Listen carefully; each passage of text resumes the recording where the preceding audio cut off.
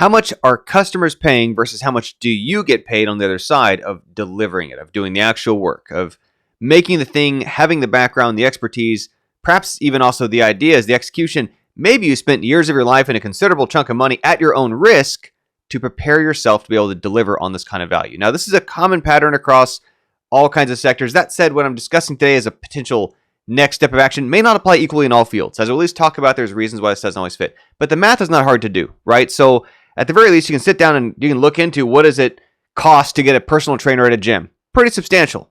If you haven't looked it up, you can literally go Google this right now. You can also go look up, what do you get paid to be a personal trainer?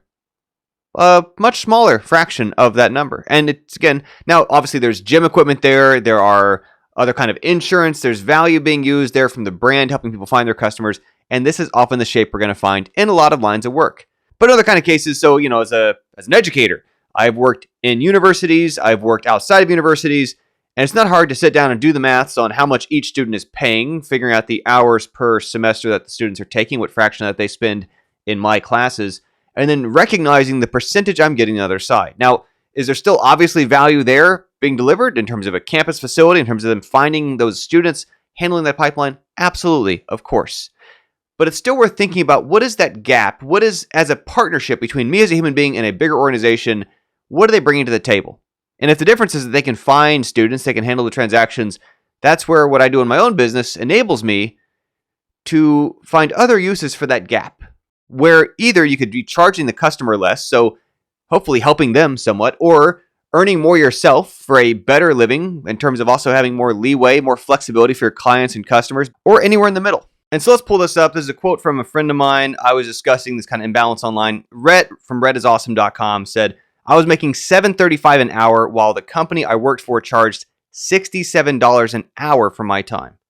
I opened my own business as soon as I could. It can be feast or famine sometimes, but at least I'm not sharing with people who aren't even doing the work. Now, a few notes, because I was discussing with this afterwards, and I'm probably going to have a whole episode, at least a chunk. I'm going to interview him. He's going to be a guest on this kind of series. Might have a piece of it released on this YouTube channel. Might have a longer piece we put somewhere else in my podcast, maybe part of the final material. We'll figure it out. But we discussed a lot. One of it was like, he's not trying to get rich, right? He's not trying to say he wants to charge people $67. He's saying he just doesn't want, he don't want to feel like a sucker getting paid 11%. Now, again, this is not for his whole team. This is per individual, an hour of his time to be there on the scene, $7.35 for a customer being charged $67, which, think about why this gets under his skin, right? The first layer is kind of obvious. Well, if I'm the one doing the work and I'm the one present and I'm the one who brings my experience, expertise, or anything to it, how come 8/9 of that money is going to somebody else? That's already a little frustrating. Reasonable. But almost so agitating. Sometimes we stop there, but we don't need to stop there because there's more to it. And by the way, what I like about Rhett's story also, this is his case. This is not game development. This is not audio or book editing or these kind of examples I tend to focus on from my circles and my lines of work. He's in security. This is related to security work. That's where this comes from, which is part of what's interesting to me is how universal these problems are. I just see the versions in my fishbowl, but this is universal. And the other thing to think about, right, why it's so agitating is, yes, the worker has getting kind of an unfair raw deal here, right? But on the other side of this, think about for the customer. So you're there when you work, right? You want to take pride in serving the customer, whatever it is. And I'm a big believer in this, right? When I teach, it's because I love to teach. I care about those students, care about their outcomes. I care about people getting help that they need. Whatever work someone's paying me to do, I want to do the best job I can for those people who need my help. But if I know that those people are paying 9 times what is being paid to the workers who are there to deliver the work, I don't feel good about that imbalance, right? If I have any alternative. And by the way, and this is a note too, and Rhett will acknowledge as much in our discussion. It's been a part of my story as well.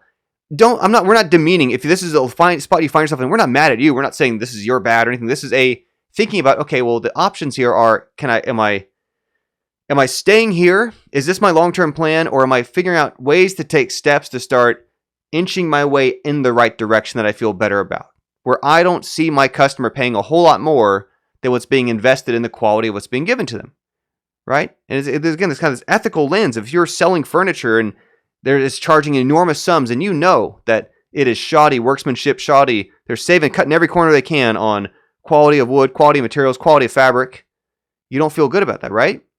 Well, and this is where, again, even if you're willing and able to show up and do the best job you can for $7.35 an hour, you know that they're not getting the most experienced folks to deliver on that $67 an hour promise. This is one of the frustrations I've had teaching at big institutions. It doesn't mean I'm never going to do it again, but it does mean that it's part of why it's not my long-term or primary plan, right? Even if the small percentage I'm receiving on the other side is okay-ish in the scheme of things, knowing how much they're charging those students, the imbalance between that and what's being paid to the people who are actually there to deliver the work, to do the work, meaning that, think about it this way, the quality of or the experience of that they're able to command and bring in and keep there is going to suffer because that imbalance. So it's not just an unfairness to the worker, it's an unfairness to the customer. But you can even think about this, right? If you're ever donating money to a charity, to a philanthropy, to a nonprofit or something, one of our considerations, right, is efficiency of that. And obviously there's got to be overhead, right? It's never going to be 100%. That's not the reality of the world. You have to have people, it's got to be operations, it's got to be ongoing, there's cost, there's uncertainty, whatever. But if you are, for every dollar you give to an organization or cause, if 1% of that is finding its way to actually making any difference, you're not going to feel good about that, right? You'd want as much as possible for that to be going into making a difference. The same is true, again, if you think about it's an analogy, not exactly the same. For a business, the people you're serving, for the customers, you want as much as they can, that percentage of their investment that they are willing and able to set aside from their own hours of their own life's work into getting quality results on their side, to be going towards getting the quality results on their side, meaning commanding people who are more experienced, commanding people who are going to be able to do a better job, have a little more leeway, be under less stress and pressure because they're not having 8/9 of the value given to somebody else who's not there doing the work. Does that all make sense? And it's one of the reasons why, if we have other options, we want to change and shift. And again, I cannot stress enough, I don't know if you've seen the show Good Place. It's an excellent show, but it does a good job kind of exploring this challenge of just trying to live ethically and along our values, right? It's not a discrete or binary yes or no. And it is something where the modern world is messy, but there's still ways we can move in the gradient of the direction of what we feel better about versus settling in. And the risk of getting comfortable in a spot that we feel is unfair to us and unfair to other people isn't just that we're leaving money on the table. It isn't just that we are, wish we could deliver more efficiency to somebody. It's also just the difference of, we don't want to start, what is it called? People often use this word wrong. Cognitive dissonance, right? Cognitive dissonance. People use this word all the time. But what it really refers to is that I wind up changing my beliefs or my thinking to rationalize the spot I already find myself in. Well, this must be okay. So I'm just going to warp my beliefs to fit that, versus if my beliefs tell me inside that this is not what is the best way to be serving those people, if this is not the best way for me to be doing this work, then I want to find some other way, right? Was it more trouble for me to find my own students? Yes. Is it easier for me to show up in a classroom and teach people that someone else brings me? 100%. And this is something I made a career decision early on of, I would rather earn less for myself some years than be empowering and bringing money to other people who I disagree with maybe the values of, or even just that sheer imbalance of 8/9 of the money or whatever, just a ratio like Rhett's. If it's going to somebody else who's going to be investing that money structurally into reducing the amount that they're paying in taxes, or finding ways to hang on and build moats around their stuff to further drive injustice because the folks getting paid 11%, I don't like to be part of that. I don't feel good about that. I want to move away from that direction anytime I have the alternative. Now, the upside is this also can help us spot other lateral opportunities where the numbers don't have to work out the same as a many thousands of person organization do to still be worth your while if you can make it happen. It's the difference between someone who does photography for an organization and gets paid not very well for potentially very good photography that could still be charging the user a lot on the other side of that, versus if they go into photography independently, wedding photographer, special occasions photographer, all kinds of other ways people can make that work happen by going into business for themselves. And it was the shape of the work that I was doing when I went from being a AAA game developer to startup scene to then working for myself independently, was that kind of maneuver. It's the same version I've done as a teacher, of having taught in universities, but mostly teaching on the side independently through my own business. And that sizable gap between what is being paid to the worker who's doing the work, and on the other side, what is being charged to the customer, is an opportunity, right? It means that there may be some other way to shape that business. And I say some other way as well, because typically it's not as straightforward as you just keep doing exactly what you're doing, exactly the same way you're doing it, but now decoupled from the rest of that structure, right? The kind of teaching that I do in home team game dev is a very different shape than the classes that I run at different universities I worked at. When I'm teaching independently, right, it's one thing when I'm teaching with universities, people get degrees out of the universities. The kind of thing I do on the side, it's practical skill teaching, which is not a shape for what everyone wants, but we do find a lot of folks what they really want is that practical learning. They might actually want that more than some credential to them. They want portfolio, they want experience, they want to make their things come into reality that they've always wanted to make. That's actually a bigger reward to them than the credential. It's a separate thing, right? It's different thinking about how you could use your skills to make a different kind of opportunity. Another reason for this is you don't actually want to go toe-to-toe. I think it's an old Paul Singh quote. You don't want to fight an elephant head-on. You're going to lose if you're trying to compete on whether it's brand recognition, whether it's volume, whether it's support, all these kind of things. Bigger agencies that are more established have all kinds of advantages in those categories.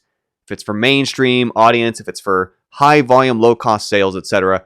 Versus if you do something that's more niche, perhaps even too specific or too narrow, that the bigger companies are not going to chase down that many custom cases. That's not the shape of the kind of work you can do when you're independent. And this may also take the shape of figuring out that you have skills that might have other uses than, again, how they are being deployed by those bigger companies. So, for example, let's say you've done video editing before, audio editing before, book editing for maybe your own projects even. And maybe those projects weren't particularly commercially successful. That's kind of not the point. If someone else needs video editing done, audio editing done, book editing done, potentially you could be doing that work for them. And at that point, whether or not that's successful comes down to their marketing strategy, their positioning tactics, the material they come up with, which is very different than why yours did or didn't. Was the editing done correctly? Was it done the way that they would want it done? That might be an opportunity you can spot. And just the greater systems at play for these giant organizations have continuously been pushing us towards companies charging as much as they can get away with charging and paying as little as they can get away with paying, means that in many cases, a lot of people are learning to recognize that if they can get one-on-one attention with an actual person who does the actual work, they might be happier with the results that they're getting. More of the money that they're able to invest into it can go actually into what's being done. So honestly, part of what inspired the kind of teaching process I use was MTJ, is what I know him as, lead character designer and game designer for Bubble Bobble, a 1986 Taito game. Went into teaching independently back in, I want to say 2007 or so. Just only a few years, I think, before he died is when I last saw his website about it. Now it's in the archives. But part of what he emphasized was because his way of teaching was through email and those kind of worksheets and books and so on, it didn't involve a whole campus. It didn't involve a bunch of parking, which meant that more of the students' potentially more affordable rate was going towards quality of education, was going towards quality of instructor people to help them out, as opposed to just getting absorbed in other ways where that may not be how they would actually want their funds spent. Now, one of the hard adjustments it takes, I've seen a lot of people have this difficulty, is if you're going from working for others to working for yourself, the first thing we try to think about is literally what was our salary or what was our rate and how do we make up that number? It's usually more involved than that because, and this is where to acknowledge there's some complexity here. It's not as simple as just do the math. There was other kind of overhead, making sure it was being done above board legally, regulatory, paying those taxes, etc. They might have been withheld from you. If you're doing it independently, it's going to have to be potentially quarterly tax, etc. I am not a tax professional or CPA. I'm not trying to be. What I am going to say is that you probably need to build in more margin than it looked like. This is also why if you're dealing with a one-on-one personalized help with anything, it's probably going to be charging more than if I just kind of go to a mall and get portrait shots done. It's going to be a very different expense than if I find a local portrait photographer who specializes in that. Knowing that, though, there is almost always going to be some sort of audience, again, who wants that hands-on, human, get to know the person doing it, gets to trust the person doing it, versus sort of an interchangeable kind of thing going on. This is, again, we kind of go back to our earlier example of gym fitness people. Part of what that gap is that yes, they are finding the customers. Yes, they're attaching the brand value to it, right? The reason they come to you is because they've heard of that gym. But the other side to this is that means that so long as you are working for them, your value that you're delivering to people is getting reinvested back into building that brand and not your own personal separate identity from it. Does that make sense? This was one of the things I figured out early in my career. If I was working for some big companies, I was doing some important work that they really liked, but realizing that the more years I sunk into that was only going to help increase their value to the customer on the end of the other side of the spectrum, I was going to continue to be invisible to. They would never notice if I got swapped out. That's by design for these giant companies. On the other side, right, can you make it matter that you're you? Can you do something that's unique to your strengths and your background? And this is another reason to be exploring this difference of not just, is there a financial opportunity because of that ratio or that gap? Is there not just does it feel weird that someone else who's not doing the work is getting paid so much more of the money than you are? It's the person who brought in the training, does the actual labor, has the expertise, and trained at your own expense. You hear this case. It's also a version of, because they need you to be replaceable for brand consistency, right? Think about this, right? If let's say you have a way you cook a meal that's great. If you go as a chef, nothing wrong with this work again, for McDonald's or Red Lobster or Applebee's or whatever, well, they're going to make you cook their thing their way. That's what they sell, and that's understandable. Instead of you establishing what it is, and again, food service is probably a tricky example, but it is a difference of they're going to have you do their thing their way because they need you to be replaceable, because the customer can't be concerned about, we got rid of one chef Dave and brought in another chef Jess. Right? On the other side of this, though, if there are things that you have a unique background, unique strengths, unique opportunity, unique connections, unique insights to do a better or a different way, even if it's just unique to certain other people's needs or situations, the likelihood is not going to be that you're going to find a predefined job that has you doing exactly that for some giant company, because that would be too fragile. They can't replicate that. They can't promise customers everywhere at scale they can all get access to your particular brain, your particular strengths, your particular approach. And this is why I've shaped my career so much the way that I have. It's because I realized that I had spent so many decades making games, helping other people become the game developers that they wanted to do, build the projects they wanted to build, that my approach was not a fit for the shape of curriculum that someone can be interchangeable about at one of these other kind of institutions, so much as the only way I was going to be able to really deliver that unique approach was on my own separately. And part of why this can lead us to surface new opportunities is to recognize that, again, well, if all I'm doing is browsing the ads for where is there a job listing, who does someone else want done that I can fit myself into that shape, you're naturally competing at a replaceable position. That's how those things have to be structured.